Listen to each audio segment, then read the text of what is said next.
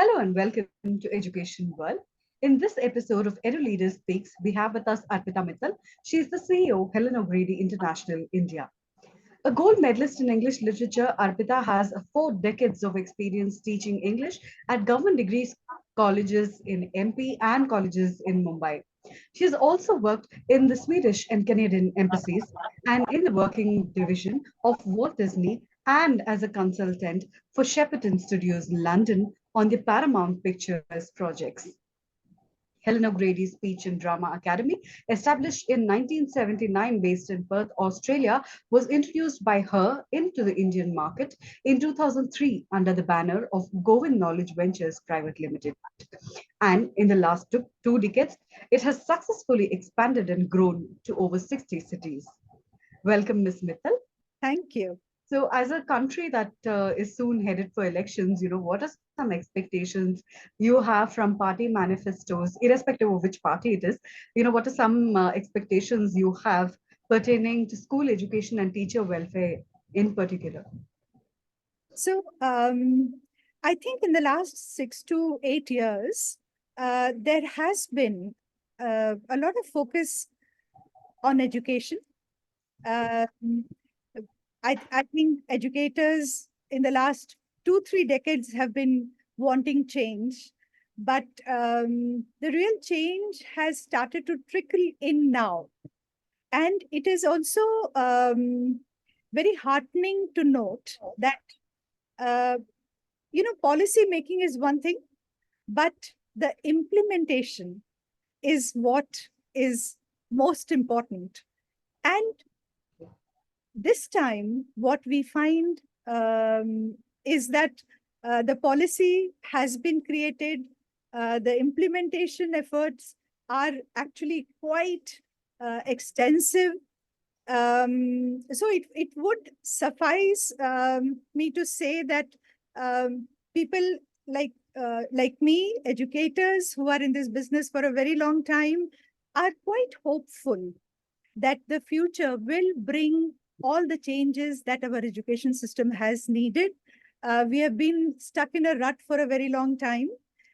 So from the government, because this is state subject and there is, center making all the policies, we hope for good synergy between the center and the state in figuring out solutions as to how to implement, how to take it to the grassroots levels. Absolutely. We're talking about making education accessible for all. In your view, what does letting foreign schools set up campuses in India mean for Indian international schools? I believe, life has taken me to all different corners of the world.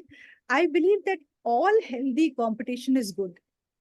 Okay. So, foreign schools, in fact, showed the way to the Indian schools as to what are the possibilities.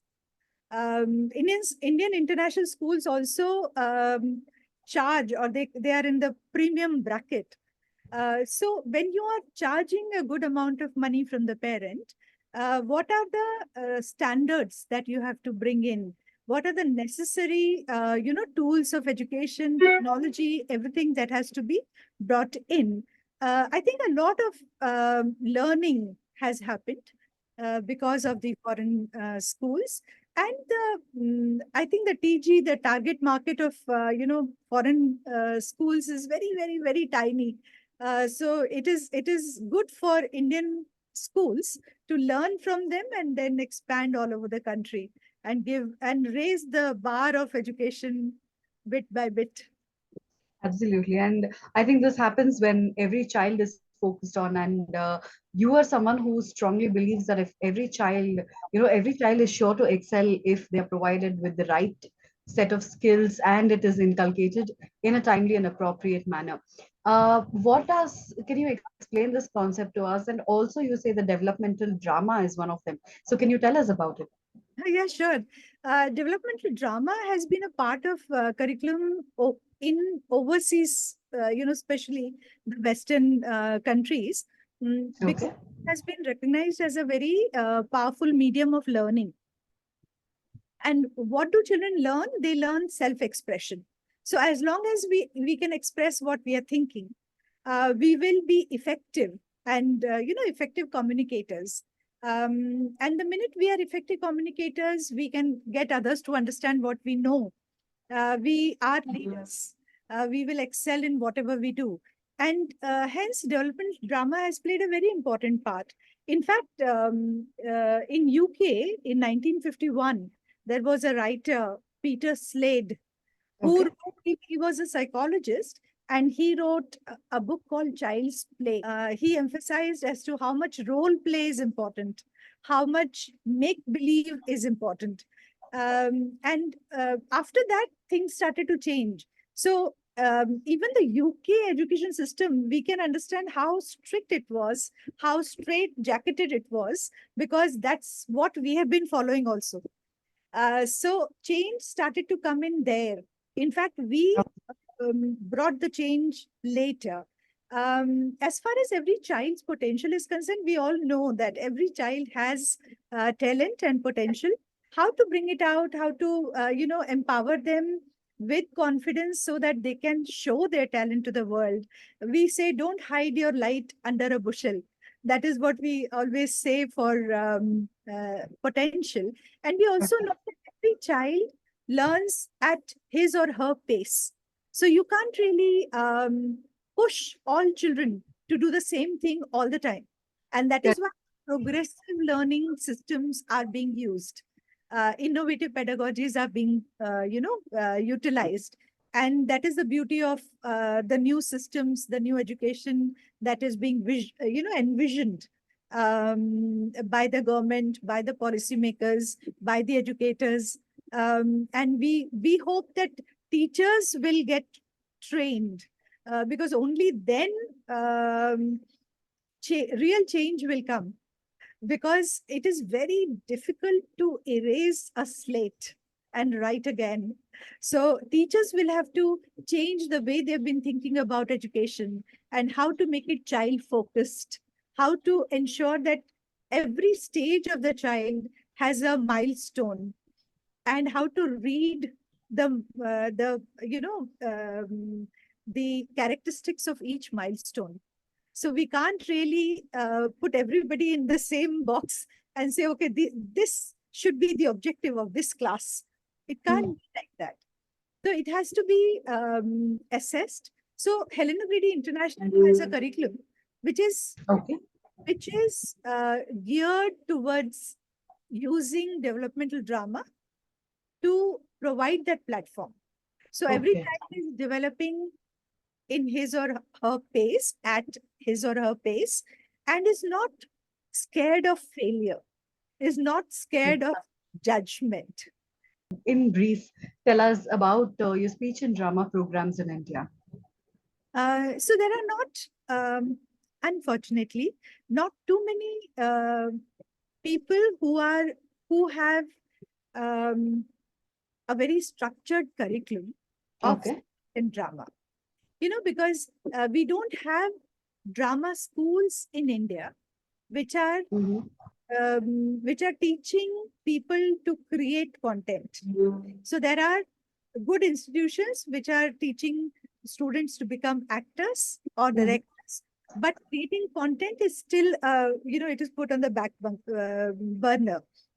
So Okay.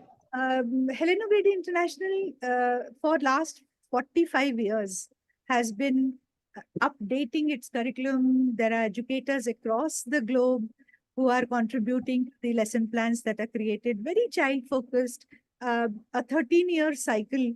So right from, foundation years. So there is a different curriculum for foundation years, then for secondary, then for higher secondary, then for youth. It's all very structured. And that is what is needed. So speech and drama basically gives you the method of learning communication skills, both verbal and non-verbal. So right now, when we are talking to each other, it is not just the words that we are using. It's also the expression. It's also how we make eye contact, also what kind of hand gestures, how do we hold ourselves, all of that combined makes a person a good speaker, right? Absolutely. In this world, we know that all these things are important, but just being a public speaker, a good public speaker is not enough. You also need to learn leadership skills, right? So, team building, collaboration. There was a time when leaders meant, uh, or being a leader meant that you uh, put everybody behind you and you become the winner. Now it has changed its meaning. Now it means that can you take everybody along with you? Then you are a good leader. Can you collaborate with everybody? Do you know diplomacy? Are you controlling your emotions? Are Mm, you, empathetic?